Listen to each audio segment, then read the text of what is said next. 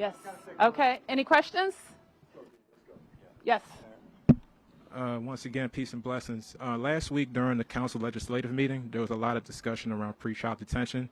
Councilmember Penso did point to the entire ecosystem as evidence of crime going down, but in regards to pretrial detention exclusively, what data can we point to that connects that to a lower incidence of violent crime?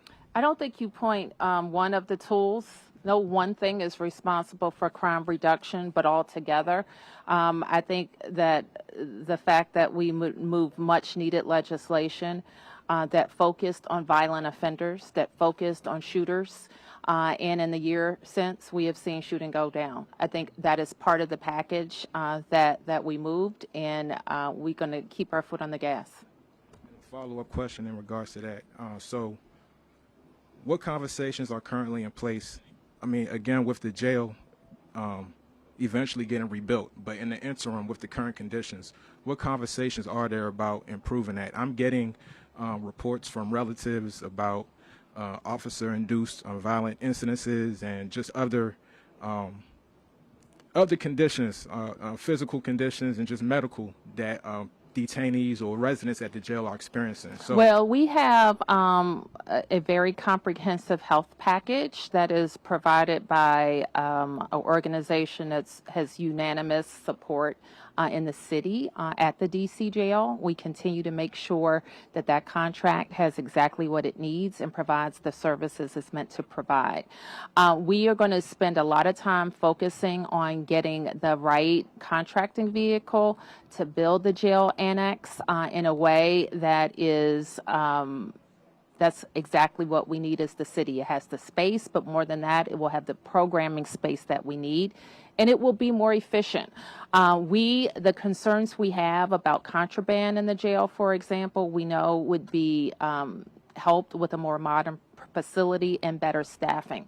Now, there's a piece of legislation from the council now that you may not think would be related to safety in the jail, but it is.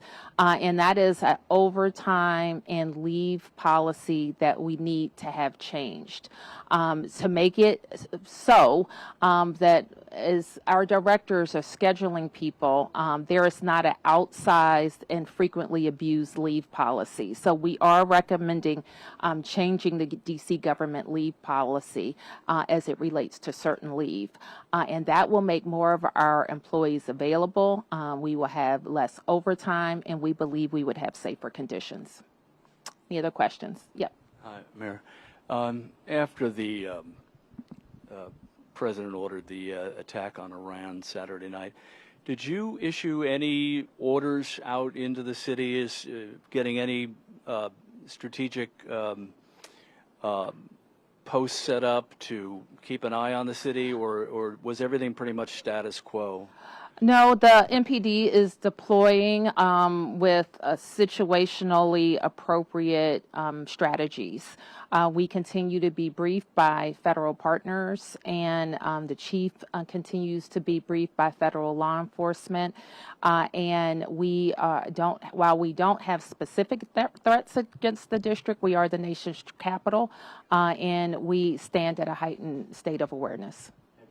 Are you aware of the police department or the federal agencies responding to an additional higher number of concern calls, people that are saying, if I see something, I got to say something? I can't report that. I'm not aware of that we've had any increase. So it's not that I can't report it. I don't have any information to be reported. And what would you say to citizens that might be concerned that Washington, D.C. is at target now? I would say what I've said. We don't have any specific threats to the district, but our law enforcement and intelligence officials are working with the federal government, and we are at a heightened level of communication and awareness. Okay. 2 weeks ago, I had asked you about this case in D.C. Superior Court, a murder case that was dropped, Kayvon Young. You said you were going to talk to the U.S. Attorney. Can you give me an update on that? Has that happened? I can't. I did talk to the U.S. Attorney. I put it on their radar screen, but we will have more follow-up with them. Yeah. Just following up on some of Paul's questions. Obviously, 4th of July is coming up. That's the next big event, gathering, security event here. Any concerns with that, or what people should be thinking if they're attending that, just given the heightened concern after the attacks this weekend? I think we will plan for the same wonderful display on the nation's birthday in anticipation of 250 next year. So I think it's an important event that will allow everybody, including the current administration, to think about how things will go for the 250th anniversary. But we will, MPD and others will brief out later about specifics related to how we need to prepare in road closures, and we will know more, of course, then about the weather that day and any specific intelligence related to global events. Follow up on the specific concerns. Is there any specific guidance you give to your agencies? We know police, but is there any guidance you give to other city agencies when something like this happens? Yes. Can you talk a bit about? No, Okay. I can't.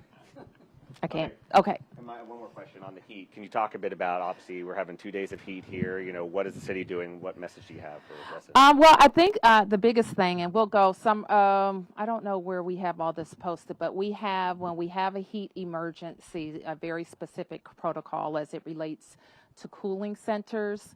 We become very concerned about seniors who may not have a lot of contact with other people in their homes if they don't have air conditioning. So we want people to check on neighbors and allow us to see if they need help. So call 311. Anyone out on the street needs to come inside, and we have shelter space available and space at cooling centers. The other thing is, I got a call from a neighbor that says their lawn person was working and became sick. So you're a homeowner, you're a business, you have to manage the work hours in conditions like this to make sure that people have shade, they have water, they can take a lot of breaks, or they can work different hours.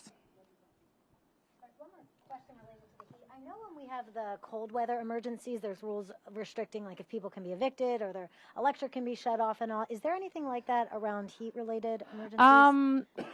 I don't know off the top. I'll have to check on that. I'll get somebody to answer that for you. Okay, last question. DCPS-related question. Sure.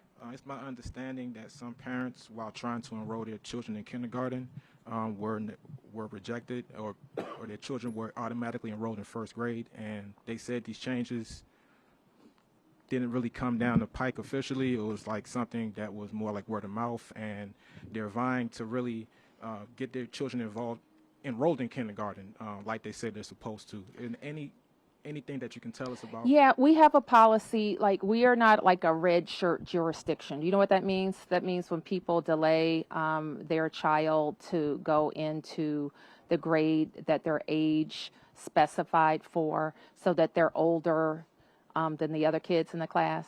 That's our policies don't allow that.